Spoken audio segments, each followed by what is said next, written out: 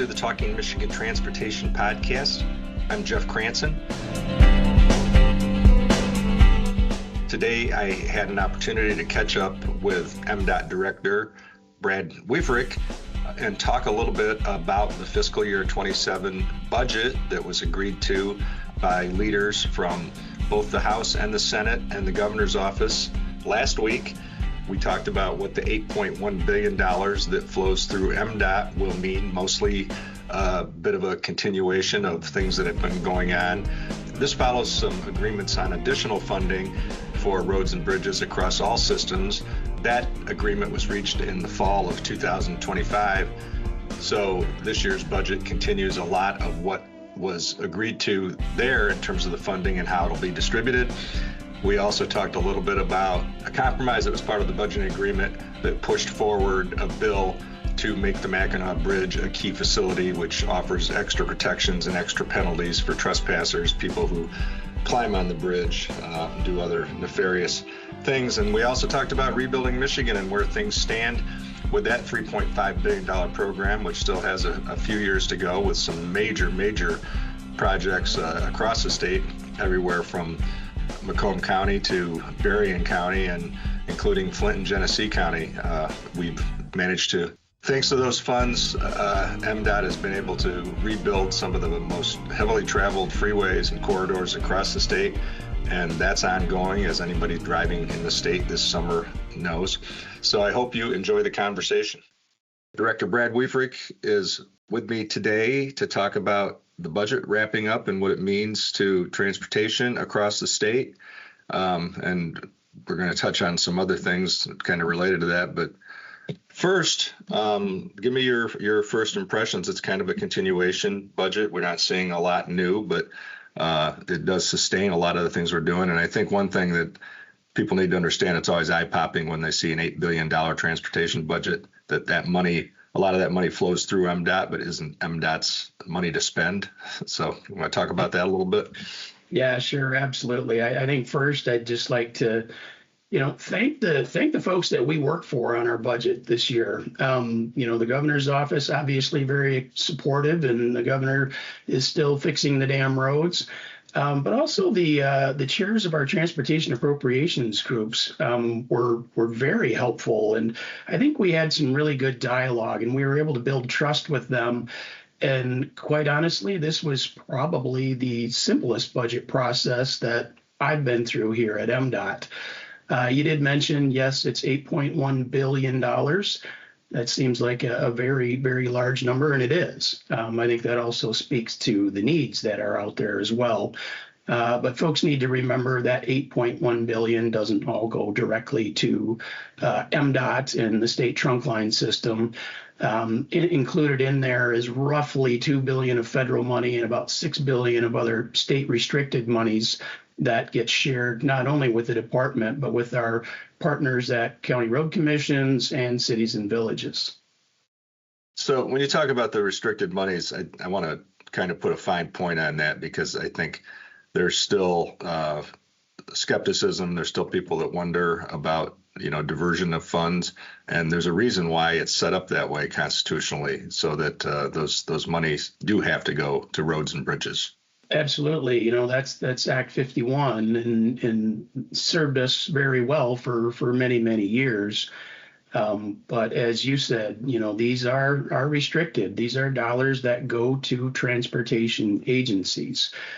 Today, that money is primarily through your fuel taxes that you pay at the pump, your registration fees as well. The Neighborhood Roads Fund that was added in last year, which will kick in fully this year, is another piece using other funding. And we're going to be working out over the next several months on how exactly that cash flows. But primarily, it's restricted funds that are dedicated purposely for transportation activities. You mentioned the Neighborhood Roads Fund. That was actually kind of an off-cycle agreement after the FY26 budget was agreed to a little later than usual. So let's say early October of 2025. Later in the fall, they came up with this idea to channel more money to roads, especially to the locals who have been feeling like they've been in need while the governor was only able to have MDOT bond for state trunk lines, and we put a lot of that money into the most heavily traveled roads, city streets, village streets, county roads. Felt like they still needed more investment, and that's largely what the Neighborhood Roads Fund does. Yeah, absolutely. Absolutely. With the Rebuilding Michigan Bond Program, obviously that was directed toward the state trunk lines that carried the highest volumes of traffic, the highest volumes of commercial traffic, and we're really looking for long-term fixes on those. The governor was able to do that bond program for the state. There are local governments that could have done the same thing, could do the same thing, county governments or municipalities perhaps, but not road commissions. I'll acknowledge that road commissions didn't have that ability. But we obviously all know that all roads need investment right now. And I purposely use the word investment, by the way. A lot of times we talk about, raising taxes and funding. At the end of the day, the taxpayers are providing an investment in a very valuable asset. And that is our highway system as well as our modes. It's important that we think of it that way, because if we're not keeping up with our investments, we'll actually disinvest and our assets will become less valuable. And at the end of the day, that means more problems for transportation. So I think it's important that we frame things that way so folks understand the value that they're getting for the investment that they're making. Yeah, and that leads into a point I think we've tried to make over the years about, what our great grandparents and grandparents and parents left to us, and how we're keeping it up and ensuring that it's still there for our posterity. And that's why I can defend bonding, even though it's debt. I think that debt pales next to what a crumbling system would mean in terms of the money that it's going to cost future generations to maintain it and restore it. So. Absolutely. And when you think about your asset, at the DOT, we look at the road and transportation systems. Think about your car. You could save money by never getting an oil change or doing fewer oil changes. But are you really saving money over time? You're actually decreasing the value of your vehicle. It's the same with transportation. If we're not keeping up with those investments, our asset will continue to lose value. Well, let's talk for a minute along those lines. When the governor ran in 2018, and there were a lot of ads, it was the signature issue, fix the damn roads. She also talked about fixing them right.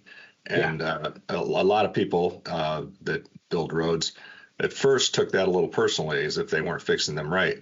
But what was really meant by that statement was we need to invest properly, because a lot of these need to be rebuilt, and all we've been doing are low maintenance things just to keep them as passable as possible for as long as possible. And we still do that. Obviously, there's a layered approach with asset management, but the bonding plan, Rebuilding Michigan, allowed us to really rebuild them correctly, right?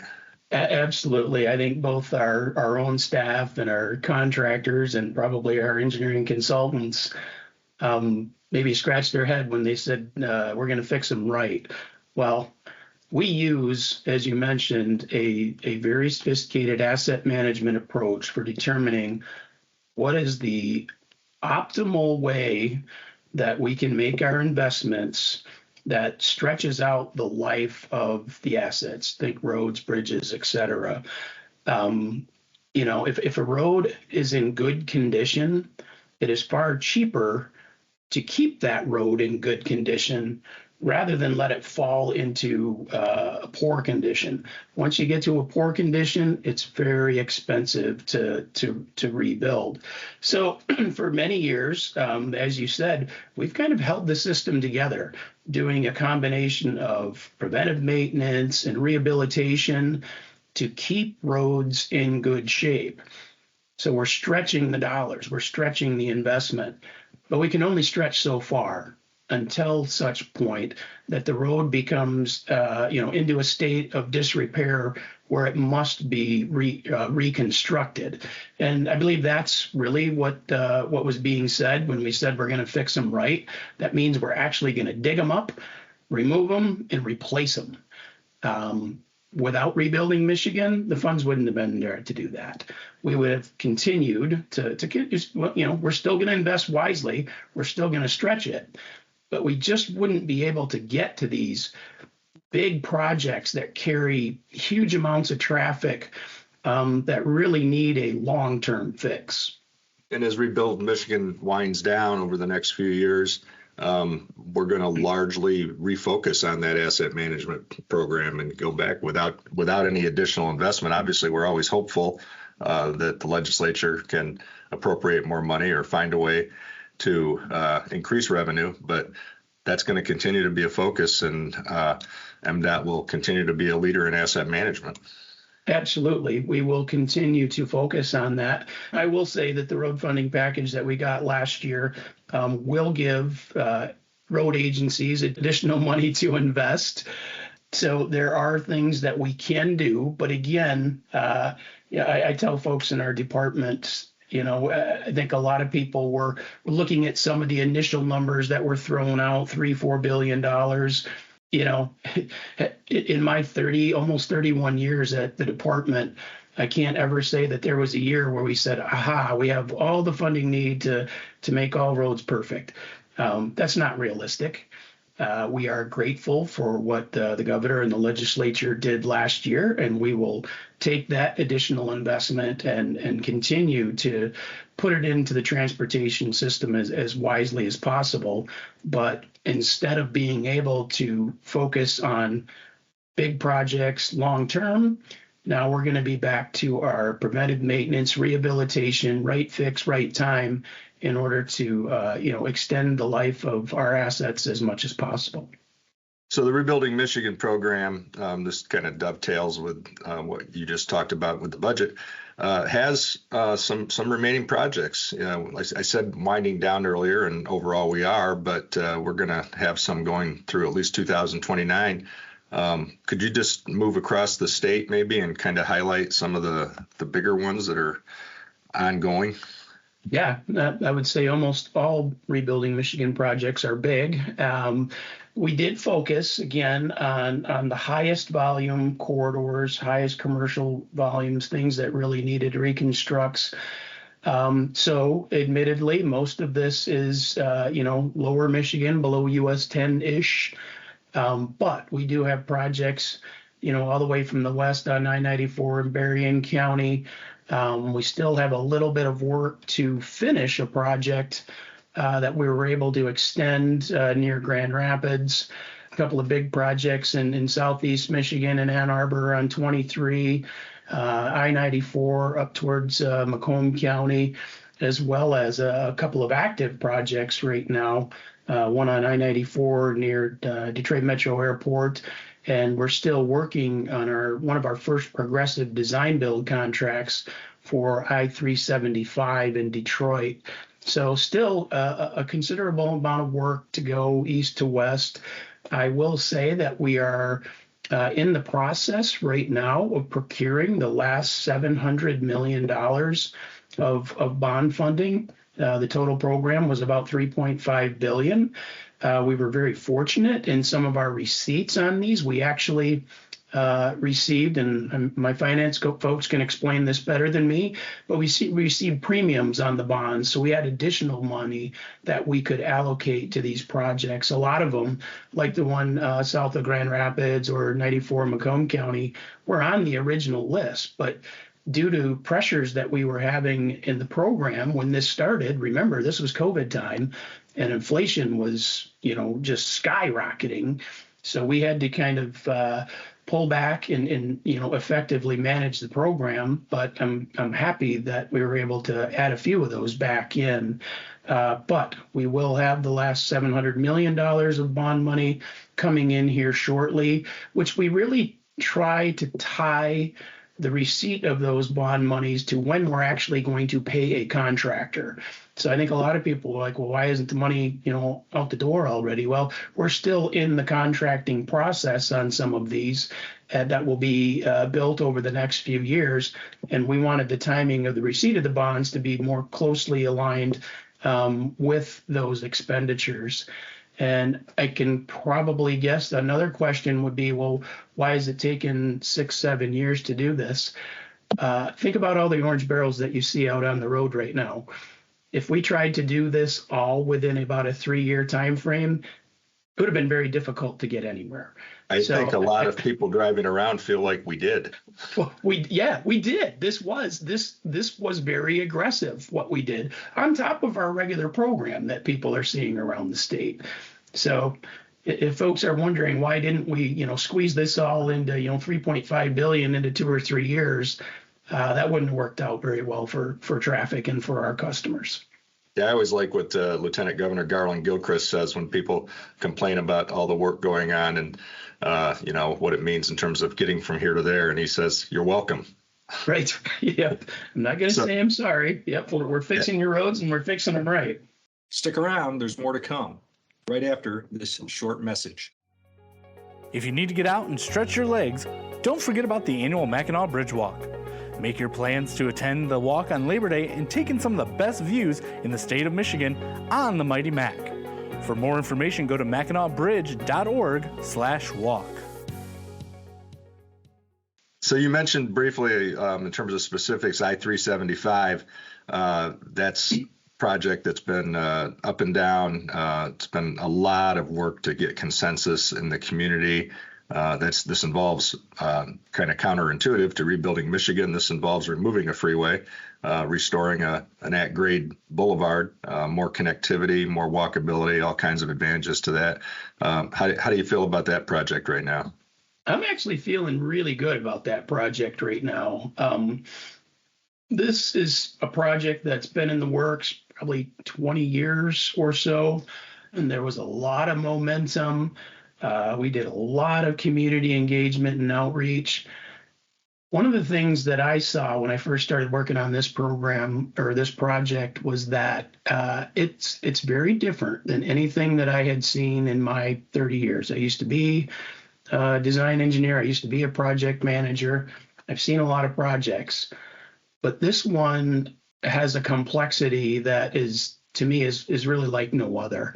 And it's complex from a design and construction, engineering, technical standpoint, but that isn't the most difficult piece on this.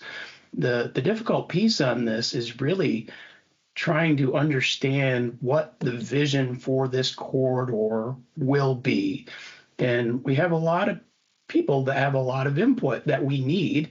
And obviously, at the end of the day, as we remove a piece of freeway and create a boulevard, we're going to free up real estate. We're going to free up property that can be used for development. Now, the city of Detroit, they drive the bus when it comes to land use, and they're working on that right now. But I think it's important that we continue to, meet with the community and take input on what that corridor might ultimately be. I'll tell you, I'm always fascinated at the history of the city of Detroit, but the story of I-375 and I-75 is very similar to a lot of other projects that happened around the nation back in the 1950s and 1960s when urban renewal was in vogue. These freeways took out very tight communities of minorities, African Americans. So it happened all over the U.S. This is one example. And when we did our environmental work, our NEPA work early in the project, we know that this project needed to somehow recognize that. I've always said that one project is never going to right a wrong, but what can we do as part of the project to understand, educate, and acknowledge, what happened here and what this area once was. And I think across the country, wasn't so much the federal government or state DOTs. It was driven by local leaders, business leaders, mayors, going back in Detroit's case almost to the 40s, and other council members who thought that was progress. They thought, urban renewal, taking out these neighborhoods and having a freeway go through them was better for the city. Now, we know in retrospect that might not have been correct, but I bristle a little bit at the idea that a bunch of people in Lansing were sitting around the drawing board and saying, let's do this to the city. That's not how it happened. Very, very doubtful that it happened that way. But I will say, these types of projects, the Big Dig in Boston was one of these too that were the catalyst for our environmental review processes that we do today, the National Environmental Policy Act, NEPA, and the requirements that we have in order to make sure that we're actually getting input from all stakeholders. I wasn't alive when a lot of these decisions were made here on I-375 when it was built, but I have to imagine that they did likely not have the robust engagement and input opportunities that we have today. Yeah, that's right. One other thing I wanted to mention related to the budget, part of that agreement got over the finish line, a long discussed bill sponsored by Senator John DeMoose from Harbor Springs, and his district includes northern Lower Peninsula and the eastern Upper Peninsula, and that's making the Mackinac Bridge a key facility. This all relates to some trespassing that went on for some guy who climbed to the top of the bridge just to take pictures and be a social media star. There was a lot of back and forth. It was stalled, and then suddenly we found out that there was an agreement as part of the compromise in the budget. You were at a Mackinac Bridge Authority meeting this week, and I know everybody was really happy about that. So could you talk a little bit about that? Yeah, absolutely. This has been really a long time coming, and something that, to me as a department engineer seemed like a no-brainer. We really appreciate the efforts of Senator DeMoose. He's been extremely supportive of security issues and all issues really at the Mackinac Bridge Authority. So yeah, to see that come through, and we know that there was alignment, with the House of Representatives on this. I think a duplicate bill at one time was entered in the House, but at the end of the day, we're just very pleased. And I know the Mackinac Bridge Authority and Executive Director up there, Kim Nowak, are very very excited, very very happy, and very appreciative of Senator DeMoose and the legislature for getting that through. Yeah. Well, the only other thing I wanted to mention real quickly, since you were in northern Michigan the last couple of days, update on the latest flooding. I want to say the flooding, but there's been so much. There's been between the ice storm and the other floods. Like the North Region staff, I talked to Bill Wall, who's the Associate Region Engineer and Acting Region Engineer now up there. But can you talk a little bit about that and the response to that? Yeah, the North Region folks have been great in their response, and quite honestly, I don't envy them. Not only this year, last year we also had a devastating ice storm that went across northern Lower Michigan. Had more of it this spring. The latest round with these very localized but super intense storms has created some pretty amazing and devastating destruction on some of the state highways up there.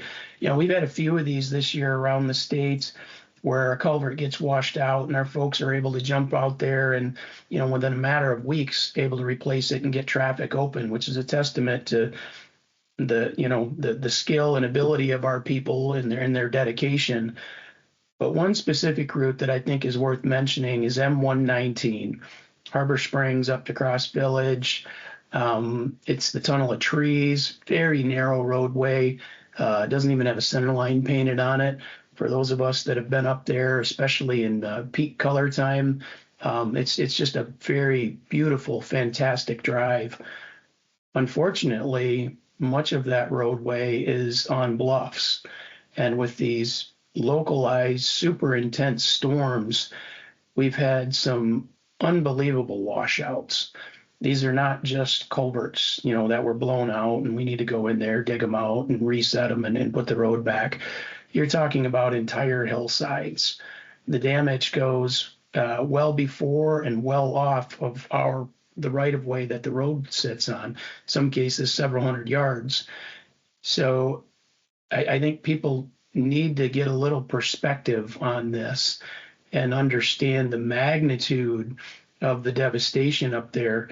We're working very hard with people with very, specialty knowledge of how to do this sort of slope repair. This is more like stuff they see in the mountains, Right. that we don't have here in Michigan.